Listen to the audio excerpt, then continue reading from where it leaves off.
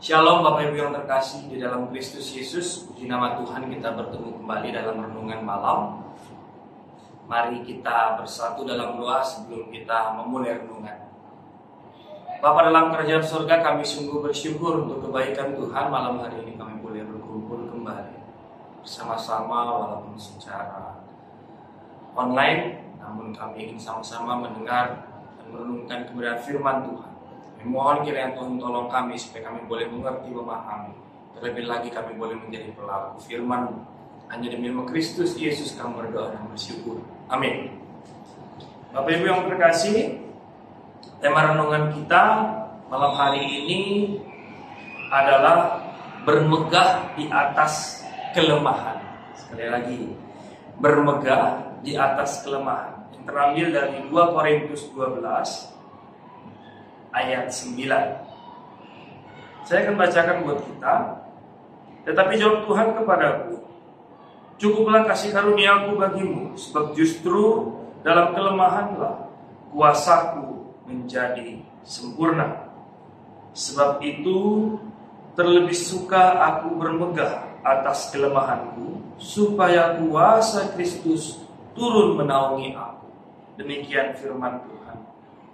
Bapak Ibu yang terkasih, setiap orang yang mengajukan permintaan, harapannya pasti hanya satu, supaya permintaan itu bisa dikabulkan, supaya keinginannya terpenuhi sesuai dengan apa yang ia dambakan atau ia harapkan. Jawaban ya atas sebuah permintaan melahirkan sebuah kelegaan dan juga sukacita. Sebaliknya, orang tidak siap jikalau permohonannya mendapatkan penolakan. Kata tidak adalah kata yang paling tidak ingin didengar oleh seorang pemohon atau seorang yang memiliki pengharapan. Orang tidak siap menerima kenyataan bahwa permintaannya tidak dikabulkan. Misalnya seorang anak yang memiliki permintaan, namun anak tersebut permintaannya tidak dipenuhi atau tidak dikabulkan. Anak tersebut bisa langsung menangis. Bisa saja dia kesal dan kecewa. Demikian juga sebaliknya, jika orang tua mengajukan sebuah permohonan kepada sang anak, hanya berbeda ekspresi atau ungkapan kekecewaan, tapi orang tua juga pasti tidak mengharapkan adanya penolakan atau permintaannya tidak dikabulkan. Bapak Ibu yang terkasih, di sini kita belajar dari kisah Rasul Paulus. Rasul Paulus yang memiliki iman yang besar menurut kita.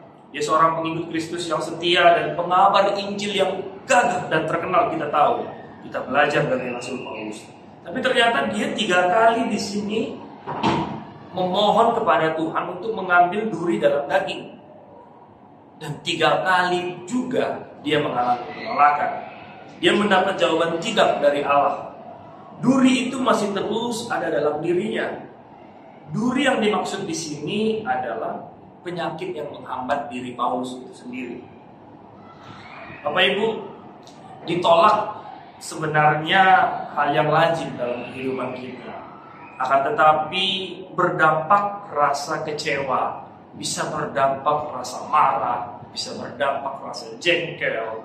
Bapak Ibu ya, bila penolakan itu lahir dari pihak yang akan kita pikirkan akan memberi sesuatu kepada kita. Kita berharap besar kepada orang tersebut, dia akan memberi. Namun jika tidak terjadi, akan terjadilah rasa jengkel, rasa marah dan seterusnya.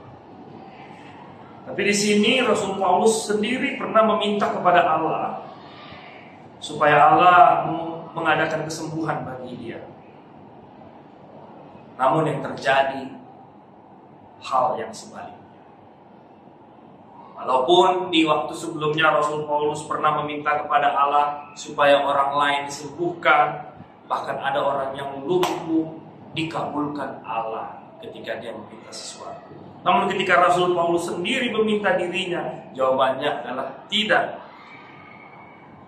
Nah, maka muncullah ayat yang kita baca barusan dari 2 Korintus 12 ayat 9. Dia menyatakan, cukuplah kasih karuniaku kepadamu. Allah menolak permohonan hambanya yang setia, sehingga kemanapun Rasul Paulus pergi, penyakit itu tetap mendekam di dalam tubuhnya. Bapak Ibu yang terkasih, bagaimana Rasul Paulus di sini menyikapi penolakan Allah?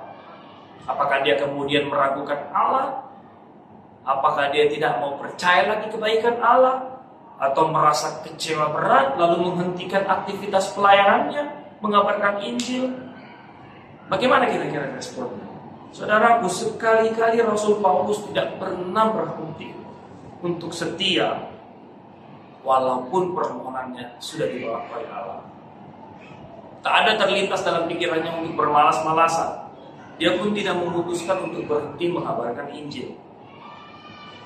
Dan dia menempatkan penolakan itu dengan pernyataan, aku bermegah dalam kekuranganku supaya kuasa Kristus menaungi aku. Bapak Ibu yang terkasih, Rasul Paulus menyikapi penolakan Allah dengan sikap yang positif. Dia tidak berpaling dari Allah karena perasaan kecewa. Beda sekali dengan orang yang terkadang kecewa dengan Tuhan di zaman sekarang ini. Ketika dia mulai kecewa dengan adanya penolakan yang dia alami, akhirnya dia pelan-pelan mulai meninggalkan pelayanan. Persekutuan mulai ditinggalkan dengan dalih atau dengan alasan bahwa Allah tidak menjawab doanya, Allah tidak mengingat saya lagi, Allah sepertinya sudah tidak menyertai saya. Dalih-dalih seperti itulah yang menjadi alasannya untuk berlaku demikian. Beda halnya dengan Paulus, dan di sini kita sama-sama belajar. Setiap pergumulan, setiap hal yang menurut kita tidak baik, bukan berarti berdampak buruk seterusnya. Kita tidak tahu bagaimana Allah punya rancangan yang luar biasa. Allah sudah mempersiapkan segala sesuatu menjadi baik dalam hidup kita, dan pastinya mendatangkan rancangan damai sejahtera. Bapak Ibu, kalau kita ingat salah satu komposer yang begitu hebat, Beethoven, ya, komposer yang menciptakan banyak lagu terkenal, dan salah satu karyanya disukai oleh presiden kita, almarhum Gus Dur, ya. Pada tahun-tahun terakhir hidupnya, ternyata telinganya menjadi tuli. Dia tidak bisa mendengar apa-apa. Padahal modal seorang komposer harus mampu mendengar karya-karyanya. Dengan hati yang hancur dia berkata, seandainya saya dibebaskan dari penderitaan ini, seluruh dunia akan saya peluk. Keinginan hatinya yang berapi-api itu juga tidak mengalami kesembuhan ternyata. Ahli musik terkenal itu namun tidak menyerah. Bahkan dia berkata, saya akan mati-matian melawan nasib saya. Betapapun kesulitan ini takkan bisa mematahkan saya. Bapak Ibu, kita meminta kepada Allah tentu dengan harapan dikabulkan. Jika tidak, bukan berarti kehidupan kita berhenti dan kasih Tuhan berhenti pula. Dalam situasi itu, kita sama-sama dididik untuk tegar dan tidak cepat menyerah dan terus semangat berjalan bersama dengan Allah. Apapun menjadi pergumulan berat bagi kita, biarlah kita bisa berkata sebagaimana Paulus katakan, bahwa di dalam kelemahan kita, kuasa Allah menjadi sempurna. Allah tidak pernah meninggalkan kita. Dia senantiasa menyertai kita. Tetaplah berpengharapan di dalam kasih Kristus. Tuhan Yesus memberkati. Mari kita berdoa. Kami bersyukur untuk firman Tuhan yang kami boleh dengar bersama-sama. Kini kami tahu bahwa dalam kelemahan kami tetap diberikan kuasa, diberikan kekuatan untuk mampu berjalan bersama dengan Engkau. Ampuni kami ketika kami memiliki hati yang kecewa, yang marah, yang bersungut-sungut ketika kami tidak menerima pengabulan doa dengan segera, dengan sesuai apa yang kami harapkan. Namun ajarkan kami untuk tetap percaya bahwa kehendak Tuhan yang Tuhan nyatakan dalam hidup kami adalah yang terbaik. Terima kasih Yesus. Hanya di dalam nama Kristus Yesus kami berdoa dan bersyukur. Amin. Shalom, Tuhan Yesus memberkati kita.